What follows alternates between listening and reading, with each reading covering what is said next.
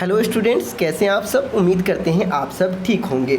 आज के इस वीडियो में आपको ईवीएस के कुल 20 क्वेश्चन का हम डिस्कस करने वाले हैं और ये क्वेश्चन वो होंगे जो हमारे ऑफलाइन बैच में 100 टोटली क्वेश्चन का आज टेस्ट लिया गया था। जैसे कि आप सभी को पता है, सीटीटी सक्सेस क्लासेज के द्वारा प्रत्येक सप्ताह में रविवार को ऑफलाइन बैच में टेस्ट आयोजन किया जाता है और इसका जो पीडीएफ है वो मैं अपने Telegram channel CTT success classes पे इसका पीडीएफ भेज देता हूँ। वहाँ से भी आप टेस्ट ज्वाइन करके टेस्ट दे सकते हैं। लेकिन इस वीडियो में आपको देखने को मिलेगा टोटली 20 क्वेश्चन का डिस्कस क्लास। और चलिए हम वीडियो को शुरू करते हैं।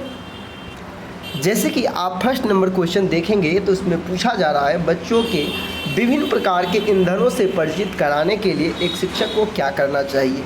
तो जब भी बच्चों को ईंधन से रिलेटेड कोई भी क्वेश्चन पूछा जाए तो आपने देखा होगा इस तरह के लिए जो भी, चाहे वो जीवाश्म ईंधन की बात हो, ईंधन से रिलेटेड कोई भी प्रश्न जो जीव जंतु, उसके लिए हमेशा डॉक्यूमेंट्री फिल्म जो होता है, जिसे हम लघु फिल्म दिखाने के साथ साथ खाना पकाने के लिए इस्तेमाल में होने वाली संभावित ईंधन के प्रकार, इस पर हम क्या करेंगे, बच्चों के साथ चर्चा करेंगे। यहाँ सिर्फ चार्ट दिखा करके प्रदर्शित करने से नहीं होगा। ईंधनों की सूची बना देने से बालक ईंधन के बारे में नहीं जानेंगे और साथ ही साथ ईंधन की नमूने हम क्लास में नहीं ला सकते हैं, जैसे कि एलपीजी गैस हो गया, कोयला हो गया एवं अन्य प्रकार के जो ईंधन होते हैं ये सभी चीज़ हम क्लास में नहीं ला सकते हैं। इसलिए इसका जो राइट आंसर हो जाएगा वो आपका 1 हो जाएगा।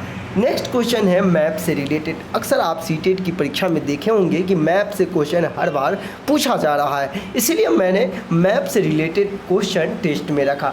मानचित्र पढ़ाने के लिए आवश्यक कौशल में शामिल है, यानी कि यदि आप बच्चों को मानचित्र के बारे में बता रहे हैं तो किन कौशलों पर ध्यान देना चाहिए।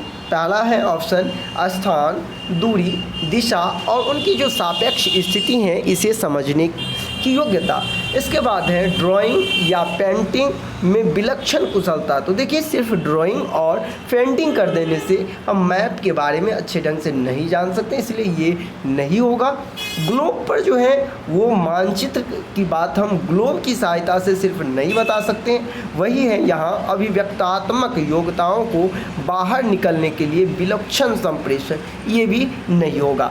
जैसे कि आप सभी को कई बार बता चुके हैं कि यदि आप कोई बच्चों को मैप के बारे में कुशलता हासिल करवाना चाहते हैं, मैप में दक्ष हासिल करवाना चाहते हैं, तो चूँकि मैप के जो मुख्य पॉइंट्स हैं, जैसे कि मैप में स्थान के बारे में जानकारी हासिल करते हैं, उनकी दूरी के बारे में जानकारी हासिल करते हैं, दिशाओं की सापेक्ष स्थिति के बारे में, यदि हम बच्चों को इन चीज़ों को समझाने में सफल हो जाते हैं, समझाने की योग्यता, उसमें समझाने के बाद उसमें ये चीज़ की योग्यता आ जाएगी, तो निश्चित तौर पर बालक मैप से रिलेटेड कोई भी प्रश्न आएगा, कोई भी चीज़ करने में सफल हो जाएगा और मैप में वो कुशलता हासिल कर लेंगे। आगे जो नेक्स्ट क्वेश्चन है वो है आपका वर्ली से। जैसे कि आप जानते हैं कि वर्ली है क्या, एक पारंपरिक कला है और पूछा गया है कि वर्ली नामक स्थान जो है वो किस राज्य में है। तो आप सभी को पता होनी चाहिए, ये जो है वो आपके महाराष्ट्र राज्य में है वर्ली। इसी तरह सीटेट 2022 में जो जनवरी में एग्जाम हुआ था उसमें भी पूछा गया था पट्टा चित्रकारी। तो याद रखेंगे, पट्टा चित्रकारी का संबंध जो है वो उड़ीसा राज्य से है। इस चीज़ को आप ध्यान में रखेंगे। चलिए हम नेक्स्ट क्वेश्चन देख लेते हैं पर्यावरण से रिलेटेड, और ये है आपकी पाठ्यचर्या से, करिकुलम से, यानी कि ईवीएस का जो करिकुलम होना चाहिए वो कैसा होना चाहिए। तो देखिए, ईवीएस का करिकुलम हो या फिर आपका और अदर कोई भी सब्जेक्ट का करिकुलम हो, कभी भी करिकुलम जो 1 to 5 के बच्चे के लिए होना चाहिए वो उनके परिवेश से रिलेटेड होना चाहिए, उनके आसपास से होने चाहिए, उनकी दैनिक जीवन से होना चाहिए, उनके व्यवहार से होना चाहिए, तो बच्चे ज़्यादा समझेंगे। ऐसा नहीं कि बड़े बड़े किताब, बड़े बड़े शब्दावली, बड़े बड़े शब्द का प्रयोग करके सैद्धांतिक रूप में हम ज़्यादा ध्यान देंगे, ये सब नहीं होगा। इसीलिए इसका जो राइट उत्तर हो जाएगा वो अपने आसपास को खोजने एवं समझने का मौका मिले, इस तरह का हम पाठ्यचर्या का निर्माण करेंगे। इसीलिए इसका राइट आंसर 1 हो जाएगा। बढ़ते हम अगले क्वेश्चन की तरफ, और अगला क्वेश्चन है आपका मृत सागर से संबंधित। यदि आपसे पूछे कि मृत सागर कहाँ है, तो मृत सागर जो है वो आपका जॉर्डन में है। कहाँ है? तो जॉर्डन में है। मृत सागर की यदि हम विशेषता की बात करें तो मृत सागर में कोई भी जीव जंतु नहीं पाए जाते हैं, क्योंकि इसका जो जल है वो इतना ज़्यादा खरा है कि इसमें कोई भी जीव जंतु नहीं पाए जाते हैं और इसी वजह से इसे मृत सागर कहा जाता है। ठीक है, अगला क्वेश्चन है वो आपका रेगिस्तानी ओक से रिलेटेड है, जिसके तने से पानी जमा रहता है और स्थानीय लोग पतले पाइप डालकर प्रयोग करते हैं। यहाँ पूछा ये गया है कि आखिरकार रेगिस्तानी ओक किस क्षेत्र में पाए जाते हैं, तो रेगिस्तानी ओक जो है वो आपका ऑस्ट्रेलिया में पाए जाते हैं। ठीक है, बढ़ते हैं हम अगले क्वेश्चन की तरफ और ये आपका रसायन से संबंधित क्वेश्चन है। मोमबत्ती का जलना, दो चीज़ होता है, मोमबत्ती का जलना और मोमबत्ती का पिघलना। चूँकि मोमबत्ती जब जलता है तो वो पुनः हम उसी स्थिति में नहीं ला सकते हैं, इसीलिए ये आपका हो गया रासायनिक परिवर्तन। लेकिन यदि मोम पिघल करके एक नए शेप में आ गया, फिर उसको आप पिघलाकर उसी शेप में ला सकते हैं, इसीलिए वो होता है आपका भौतिक परिवर्तन। बढ़ते हैं हम अगले क्वेश्चन की तरफ और ये क्वेश्चन है पर्यावरण अध्ययन की कक्षा में एक शिक्षक चित्र, मानचित्र, ग्राफ, मॉडल आदि का प्रयोग करता है। ठीक है, तो में डॉट डॉट शिक्षण सहायक सामग्री है, यानी कि ग्राफ, मॉडल, मानचित्र, ये सब कैसी सामग्री है, तो ये जो सामग्री है इसे हम सिर्फ और सिर्फ देख सकते हैं, विजुअलाइजेशन का काम, तो ये सिर्फ आपका हो जाएगा दृश्य सामग्री। चूँकि हम मानचित्र से कोई चीज़ सुनते नहीं हैं, उससे हम श्रवण नहीं करते हैं, इसीलिए वो दृश्य श्रवण नहीं होगा और न ही श्यामपट होगा, न ही क्रियात्मक हो, बल्कि वो क्या होगा, दृश्य सामग्री होगा। बढ़ते हैं हम 9 नंबर क्वेश्चन और इसमें ये पूछा जा रहा है कि रबी फसल, कौन फसल, रबी फसल के अंतर्गत कौन आएगा, तो आपको भी पता है कि रबी फसल जो है वो गेहूँ है।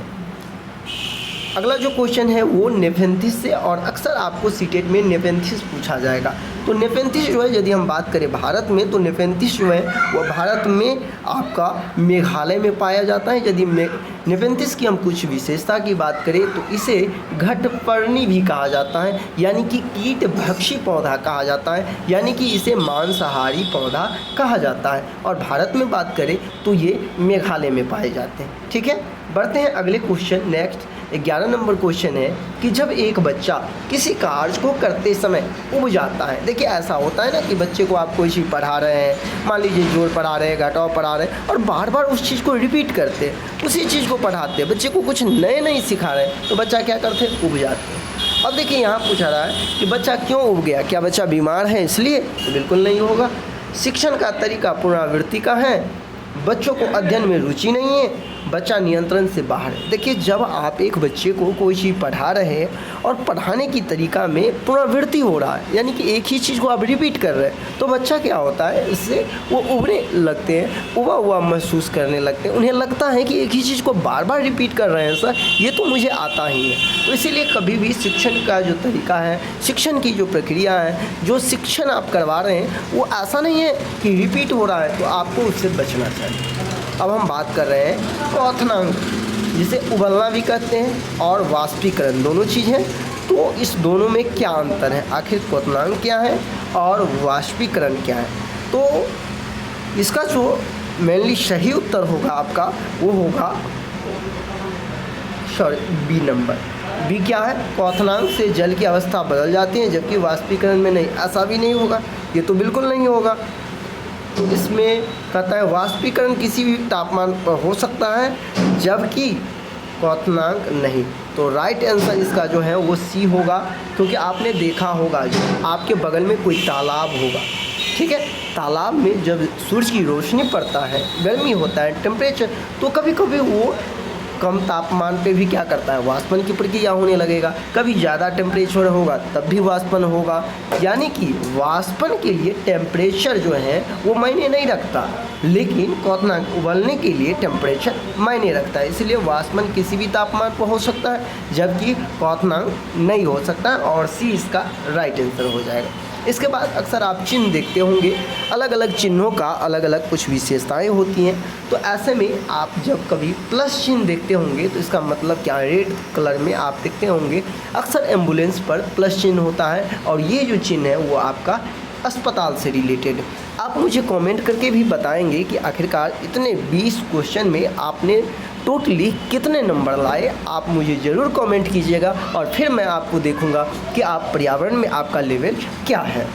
14 नंबर क्वेश्चन जो है, कहाँ के बच्चे स्कूल जाने के लिए ट्रॉली का प्रयोग करते हैं। यानी कि ट्रॉली का प्रयोग जो करके बहुत जगह के बच्चे अलग अलग सवारियों का उपयोग करके वो विद्यालय जाते हैं, लेकिन ट्रॉली का प्रयोग कहाँ के बच्चे करते हैं, तो ट्रॉली के प्रयोग जो है वो लद्दाख के बच्चे करते हैं। अब हम बात करें ट्रॉली, आप अक्सर देखे होंगे जो दो पहाड़ी इलाके होते हैं जम्मू कश्मीर। अब क्या है कि बच्चे के घर यहाँ है और स्कूल यहाँ है, अब वो कैसे जाएंगे, तो इसके लिए क्या होता है कि यहाँ से लेकर के यहाँ तक रस्सी लगा हुआ होता है और उसमें जो है ट्रॉली लगा रहता है, ठीक है, और इसके सहारे से बच्चा यहाँ आता है, फिर आते समय यहाँ, और ये चीज़ आपको लद्दाख में देखने को मिलेगा। ठीक है, बढ़ते हैं हम अगले क्वेश्चन की तरफ। और अगला क्वेश्चन है, निम्न में से कौन सा फसल त्योहार से संबंधित नहीं है। देखिए, भारत में अलग अलग राज्यों में अलग अलग जो त्योहार हैं वो फसल कटने पर अलग अलग समय में मनाया जाता है। ऐसे में सभी त्योहार का कहीं ना कहीं फसल से संबंध होता है। बहुत सारे ऐसे भी त्योहार हैं जिसका फसल से कोई संबंध नहीं होता है। यदि हम बात करें ओमन की तो ये भी फसल से रिलेटेड त्यौहार है।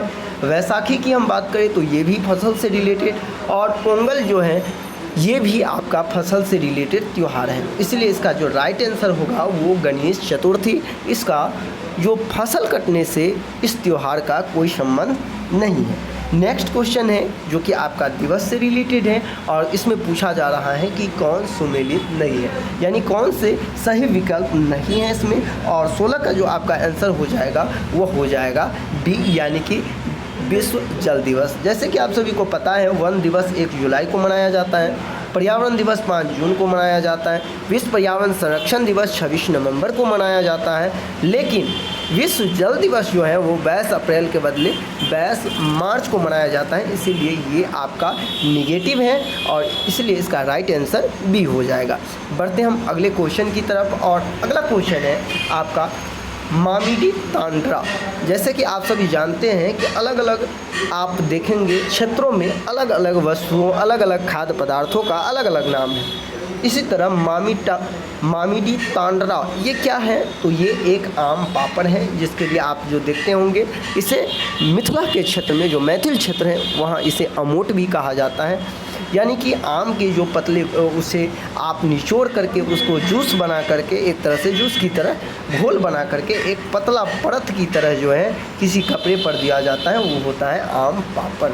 ठीक है, इसके बाद है निम्नलिखित में से क्या पर्यावरण अध्ययन में आकलन के लिए संकेत नहीं होना चाहिए, यानी किस तरह की चीज़ों को पर्यावरण अध्ययन में सम्मिलित नहीं किया गया है। तो कई बार शब्दावली के माध्यम से भी आपको बता दिए हैं कि याद करना जो है सीटेट कभी भी इस चीज़ को स्वीकार नहीं करता है, न ही आपको एनसीएफ स्वीकार करेगा, न ही एनईपी 2020 आपको स्वीकार करेगा। इसलिए इसका राइट आंसर सी हो जाएगा। इसके बाद है रेटिंग स्केल के बारे में पूछा जा रहा है कि रेटिंग स्केल में कौन सी तकनीक का उपयोग होता है। तो रेटिंग स्केल में जो जिस तकनीक का प्रयोग होता है वो अवलोकन के लिए होता है। कोई चीज़ को आप किस तरह से अवलोकन किए हैं, उसको कितना रेटिंग कर रहे हैं आप। रेटिंग जो होता है वो स्टार देने की बात होता है, स्टार कोई चीज़ को, और ये हाईएस्ट जो है 5 स्टार तक होते हैं। किसी चीज़ को आप जितना रेट देते हैं उस चीज़ का आकलन हो जाता है, अवलोकन हो जाता है कि आप उसे किस तरह से देख रहे हैं, उस चीज़ की क्वालिटी क्या है, उसकी जो विशेषता क्या है, उनकी हर एक चीज़ को रेटिंग स्केल पे मापा जाता है। नेक्स्ट क्वेश्चन है नारियल डली हुई किसी भी करी के साथ उबला हुआ टैपियोका कहाँ के लोग जो है और किस क्षेत्र के ये भोजन है। तो ये जो भोजन है आपका केरल का भोजन है, क्योंकि उधर ही आपको नारियल ज़्यादा देखने को मिलेंगे और टेपियोका भी जो है उस क्षेत्र में आपको ज़्यादा देखने को मिलता है। इसलिए ये जो भोजन है वो वहीं के लोगों का प्रसिद्ध है, इसीलिए इसका जो राइट आंसर हो जाएगा वो आपका डी हो जाएगा। अब जो है 20 क्वेश्चन आपने डिस्कस के माध्यम से देख लिया होगा और समझ गया होगा। यदि और भी आप 20 के अलावे क्वेश्चन पर डिस्कस देखना चाहते हैं क्लास, तो आप मुझे कमेंट करके ज़रूर बताएं। साथ ही साथ आप 20 क्वेश्चन में कितने सही कर सकते थे, कितने नंबर आपको आ सकते थे, आप मुझे कमेंट करके ज़रूर बताएं। और नेक्स्ट क्लास यदि आपको और भी सब्जेक्ट का चाहिए तो आप मुझे कमेंट करके ज़रूर बताएं। साथ ही जुड़े रहें मेरे इस YouTube channel CTT success classes के माध्यम से, जहां आपको हम ऑनलाइन के माध्यम से भी कुछ सीटेट की तैयारी से संबंधित जानकारी शेयर करते रहेंगे। वैसे मेरा ऑफलाइन बैच जो है वो बिहार के मधुबनी ज़िले के जयनगर में संचालित हो रही है, तो यदि आप इस एरिया में हैं तो ऑफलाइन बैच भी ज्वाइन कर सकते हैं। धन्यवाद।